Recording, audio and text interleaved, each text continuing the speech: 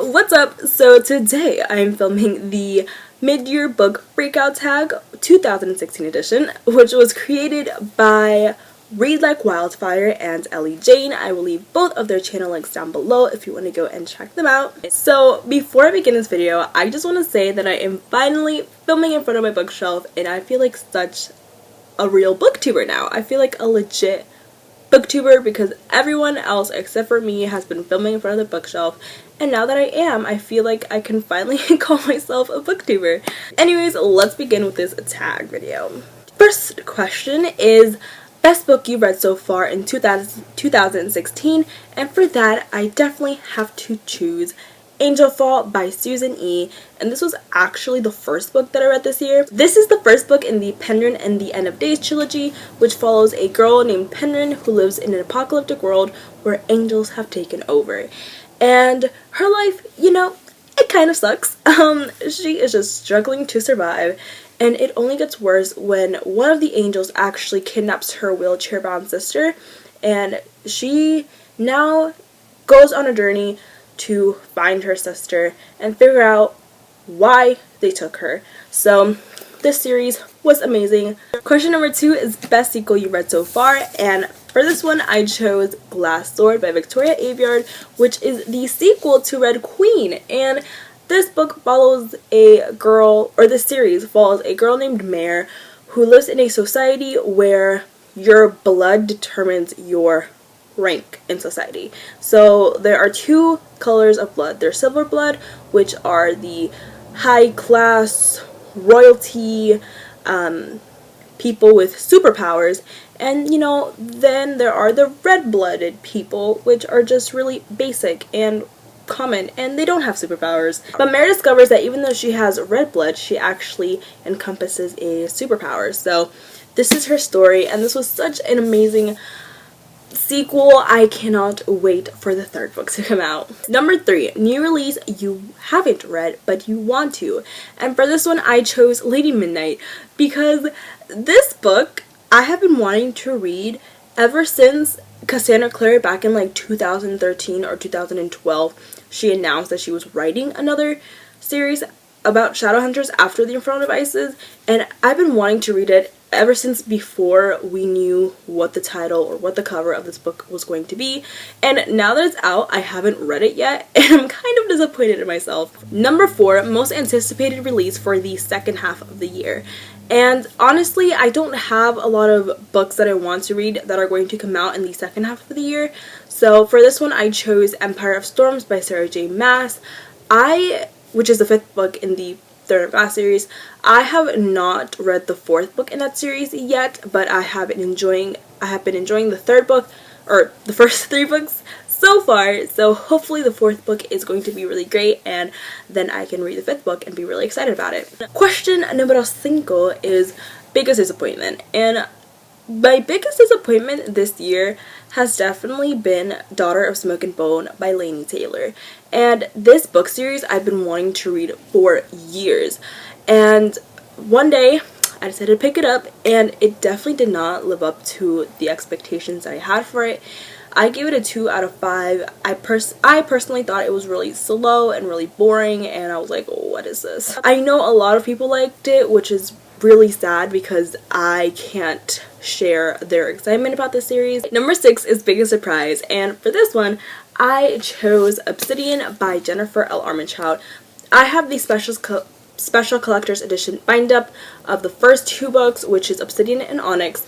And Obsidian, the reason I was so reluctant in picking that book up is because if you've seen the covers for these books, they're hideous. I'm not talking about the special collector's edition covers, which are really ugly, but like the original ones are just so bad. And there was a time when BookTube was raving about this series, and I was just kind of looking at these people like, what do you mean? Like, how can you like a series with covers like that? Yes, I do judge books by their covers. It's really bad. I need to stop because there have been so many times when I haven't picked up a series because of their covers, or like a book in general, and then I picked up that book one day and then it's amazing. So sorry, please don't yell at me. If you don't know what Obsidian is about, it's about a girl who moves to a small town in Virginia, West Virginia, I don't know, one of the Virginias, and she discovers that her next door neighbors are aliens. So a lot of stuff goes down, as you can probably imagine. Number 7 is favorite new author. It can be debut or new to you, and I definitely have to say Morgan Matson. I have been putting off reading her books for the longest time. Her most popular book, or one of her most popular, is Amy and Roger's Epic Detour, and there was also a time when BookTube really loved it and was really hyping that book up. But once again, that cover for that book is absolutely atrocious, and I said, how the heck can you love a book with that cover? But then I read it and I really enjoyed it. So I have read 3 of her books so far, and I have loved all of them, and she is definitely one of my new favorite authors. Number 8, newest fictional crush, and for that, Rysand. Just Rysand from A Court of Thorns and Roses series by Sarah J. Maas. He is bae. I mean, I love Rysand. He's just so cute. 9, newest favorite character, Luke, or Luck, however you say his name, from the Luck series by Jennifer L. Armentrout. He's just such a sarcastic, like, little kid. I mean, he's not a little kid, he's like 15 or something, or 16, but he's just awesome, and he's just so witty and just so great. Book that made you cry. And the book that made me cry this year was Luck's Opposition, 5th book in the Luck series by Jennifer L. Armentrout. And this book wasn't even particularly sad.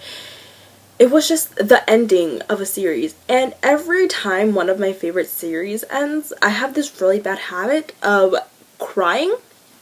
And it could have like the happiest ending in the world. It could, you know, the characters could like live in fairyland and own unicorns and rainbows will be everywhere, and like I'll cry. Like, no matter how happy the ending is, I will cry.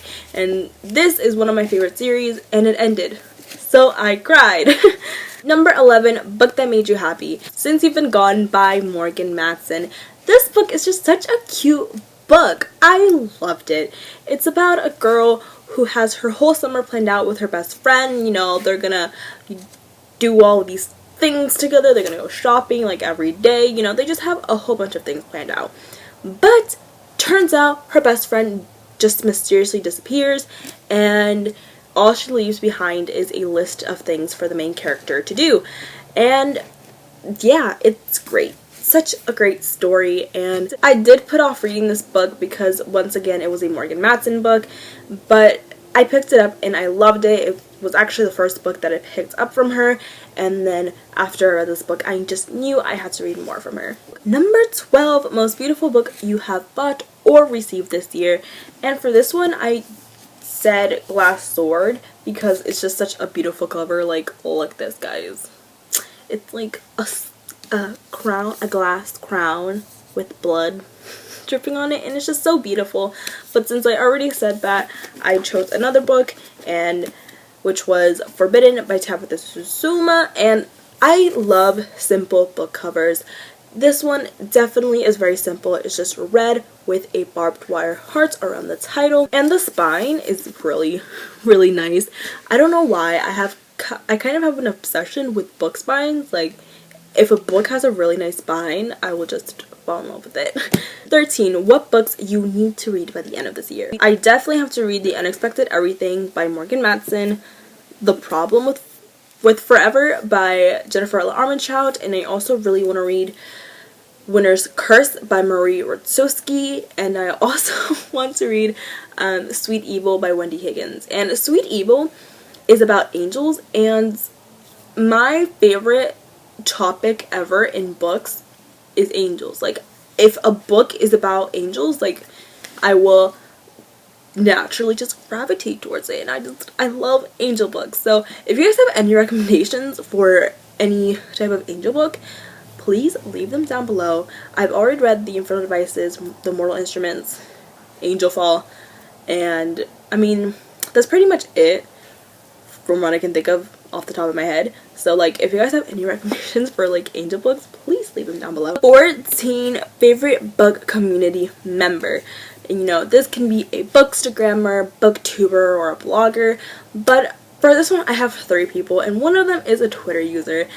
It's actually a parody account. It's Brooding YA Hero, and that account is just perfect. It's so funny. It basically makes fun of your typical YA male protagonist, and it's great. As for booktubers, I really like Peruse Project. I don't know, I feel like her videos are really relaxing. And another booktuber I really like is Books and Bullshit, which he is just awesome. He's also really funny. Richard, I believe, is his real name, and he just talks about very touchy, controversial booktube related topics, and I really respect him for that because he does not apologize for his opinions. So that is it for this video, and I hope you guys enjoyed. If you want to go and like subscribe or something, that would be great. Anyways, hope you guys enjoyed, and I'll see you later. Bye!